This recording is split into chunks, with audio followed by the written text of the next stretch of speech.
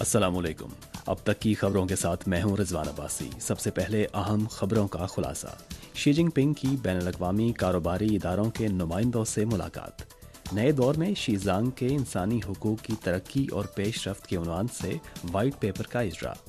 چین مسلسل بین الاقوامی تجارت اور سرمایہ کاری میں تعاون کو فروغ دے رہا ہے، پاکستانی وزیر خزانہ۔ اور اب خبریں تفصیل کے ساتھ۔ 28 مارچ کی صبح چینی صدر شی جن پنگ نے بیجنگ کے عظیم عوامی ہال میں بین الاقوامی کاروباری اداروں کے نمائندوں سے ملاقات کی۔ شی جن پنگ نے اس بات پر زور دیا کہ چین میں غیر ملکی مالی اعانت سے چلنے والے کاروباری اداروں کی سرمایہ کاری نے چین کی اقتصادی ترقی اور روزگار کو فروغ دیا ہے، چین کی تکنیکی اور انتظامی ترقی کو آگے بڑھایا ہے اور چین کی اصلاحات اور کھلے پن کو فروغ دیا ہے۔ حقائق نے ثابت کیا ہے کہ غیر ملکی مالی اعانت سے چلنے والے کاروباری ادارے چینی طرز کی جدید کاری، چین کی اصلاحات، کھلے پن، جدت طرازی اور تخلیق، اور دنیا کے ساتھ چین کے رابطے اور اقتصادی گلوبلائزیشن میں انضمام میں اہم شراکت دار ہیں۔ شی جن پنگ نے نشاندہی کی کہ بیرونی دنیا کے لیے کھلا پن چین کی بنیادی قومی پالیسی ہے۔ چین اعلیٰ سطحی کھلے پن کو فروغ دے رہا ہے اور غیر ملکی سرمایہ کے استعمال کی پالیسی کبھی تبدیل نہیں ہوئی اور نہ ہی ہوگی۔ چین نے غیر ملکی سرمایہ کاری کے استعمال کے لیے قوانین، ضوابط، پالیسیوں اور ورک سسٹم کا نسبتاً مضبوط نظام تشکیل دیا ہے، تجارت اور سرمایہ کاری کی آزادی اور سہولت کو فروغ دیا ہے اور فعال طور پر ایک فرسٹ کلاس بین الاقوامی کاروباری ماحول تخلیق کیا ہے جو مارکیٹ اور قوانین پر مبنی ہے۔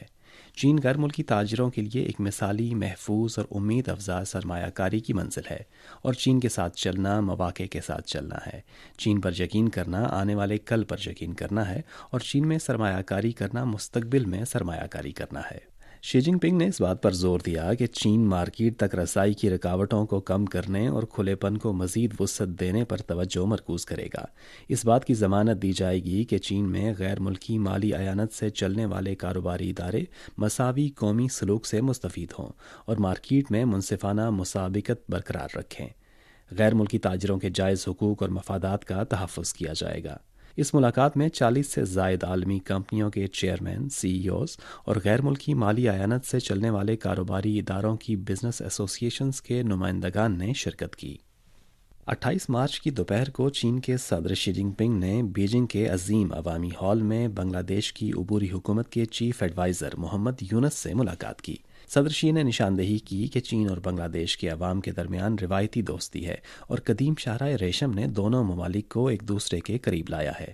رواں سال چین اور بنگلہ دیش کے درمیان سفارتی تعلقات کے قیام کی 50ویں سالگرہ اور چین بنگلہ دیش ثقافتی تبادلے کا سال ہے۔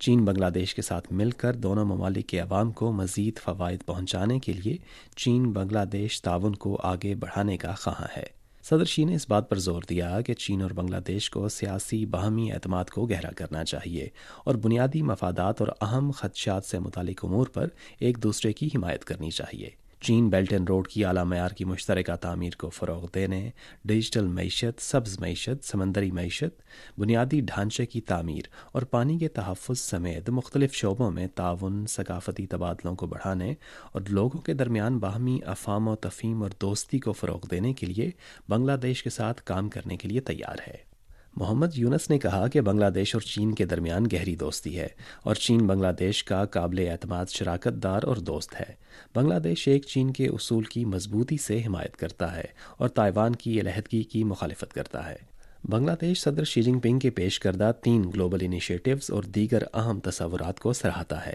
اور چین کے ساتھ مل کر مواقع سے فائدہ اٹھانے، چیلنجوں سے نمٹنے اور عالمی امن، استحکام، ترقی اور خوشحالی کو مشترکہ طور پر برقرار رکھنے کے لیے تیار ہے۔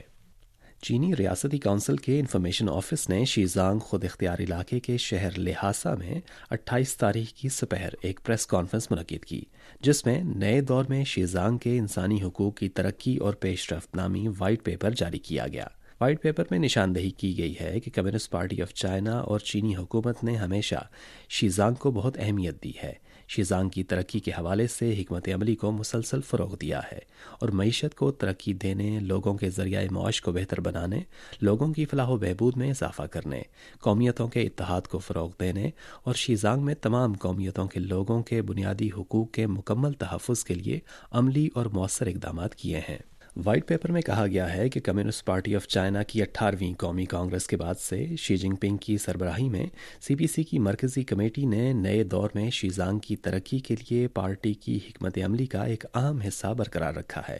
انسانی حقوق کا احترام اور تحفظ جاری رکھے ہوئے ہے، انسانی حقوق کے عوام پر مبنی تصور کو آگے بڑھا رہی ہے، قانون کی حکمرانی کے تحت انسانی حقوق کے تحفظ کو مسلسل مضبوط بنا رہی ہے، تمام قومیتوں کے لوگوں کے لیے ہمہ جہت انسانی ترقی اور مشترکہ خوشحالی کو فروغ دینے کے لیے سخت محنت کر رہی ہے، اور شیزانگ میں انسانی حقوق کی ہمہ جہت ترقی اور تاریخی کامیابیوں کو فروغ دے رہی ہے۔ آج کے شیزانگ میں سیاسی استحکام، قومیتی اتحاد، اقتصادی ترقی، سماجی ہم آہنگی، مذہبی ہم آہنگی اور ماحول دوستی پائی جاتی ہے، اور لوگ امن اور اطمینان کے ساتھ رہتے ہیں، جس سے شیزانگ میں انسانی حقوق کے تحفظ کا معجزہ پیدا ہوا ہے۔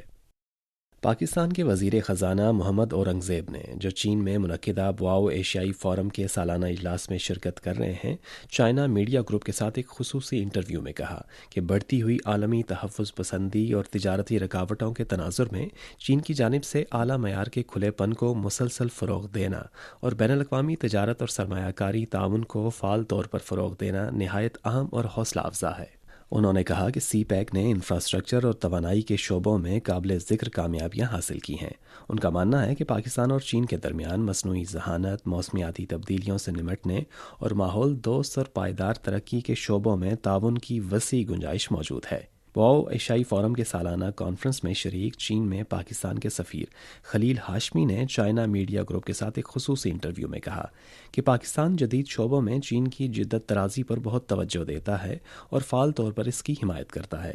اپنی جدت طرازی پر مبنی ترقیاتی حکمت عملی پر انحصار کرتے ہوئے چین ڈیجیٹل ٹیکنالوجی، سبز ٹیکنالوجی اور مصنوعی ذہانت جیسے ابھرتے ہوئے شعبوں میں کوششیں جاری رکھے ہوئے ہے۔ یہ نئے معیار کی پیداواری قوت چین کی اقتصادی ترقی کا انجن ثابت ہو رہی ہے۔ 28 مارچ کو چینی وزارت خارجہ کے ترجمان گو جیاکون نے یومیہ پریس کانفرنس میں امریکی وزیر دفاع ہیگسیٹ کی جانب سے امریکہ اور فلپائن کے ایک دوسرے کے ساتھ مل کر چین کا مقابلہ کرنے کے بیان کے حوالے سے سوال کے جواب میں کہا کہ امریکہ اور فلپائن کے درمیان کسی بھی تعاون کو تیسرے فریق کے مفادات کو نقصان نہیں پہنچانا چاہیے، اور نام نہاد دھمکیوں کو بڑھا چڑھا کر پیش کرنے، محاذ آرائی کو بھڑکانے اور علاقائی تناؤ کو بڑھانے کی تمام کوششیں ختم کی جانی چاہیے۔ ترجمان نے اس بات پر زور دیا کہ بحیرہ جنوبی چین میں جہاز رانی اور پرواز کی آزادی کا کوئی مسئلہ نہیں رہا۔ یہ امریکہ ہے جو بحیرہ جنوبی چین میں کشیدگی پیدا کرنے کے لیے اپنے اتحادیوں کے ساتھ ملی بھگت کر رہا ہے۔ یہ امریکہ ہی ہے جس نے بار بار یہ جھوٹ پھیلایا ہے کہ چین بحیرہ جنوبی چین میں جہاز رانی کی آزادی کے لیے خطرہ ہے، اور یہ امریکہ ہی ہے جو خطے کے امن و استحکام کو نقصان پہنچانے کی کوشش میں خطے میں اپنی فوجی تعیناتی کو مضبوط کر رہا ہے۔ امریکہ کو سرد جنگ کی ذہنیت ترک کرنی چاہیے، نظریاتی محاذ آرائی پر اکسانا، بحیرہ جنوبی چین میں کشیدگی پیدا کرنا اور خطے میں اختلافات پیدا کرنا بند کرنا چاہیے، اور بحیرہ جنوبی چین میں تخریب کاری اور جرائم سے گریز کرنا چاہیے۔ ترجمان نے مزید کہا کہ ہم فلپائن کو مشورہ دیتے ہیں کہ وہ ایسی سرگرمیوں کو بند کرے جس سے امریکہ پر انحصار کرتے ہوئے بحیرہ جنوبی چین میں فوجی محاذ آرائی کو بھڑکانے کی کوشش کی جا رہی ہے۔ مقامی وقت کے مطابق 27 مارچ کی رات سے 28 مارچ کی صبح تک روسی صدر ولادیمیر پوٹن نے روسی جوہری آبدوز کے افسران کے ساتھ بات چیت کے دوران کہا کہ اب یہ ماننے کی وجہ موجود ہے کہ روسی فوج یوکرینی فوج کو مکمل طور پر شکست دے گی۔ روسی فوج نے لوہانسک کے 99% علاقے پر کنٹرول حاصل کر لیا ہے، اور روسی فوج تمام محاذوں پر اسٹریٹجک طور پر فعال ہے۔ پیوٹن نے کہا کہ روس یوکرین بحران کا پرامن حل چاہتا ہے، لیکن تنازع کی جڑوں کو ختم کرنا ضروری ہے، اور روس اپنے مغربی شراکت داروں پر اعتماد کر کے کوئی غلطی نہیں کرے گا۔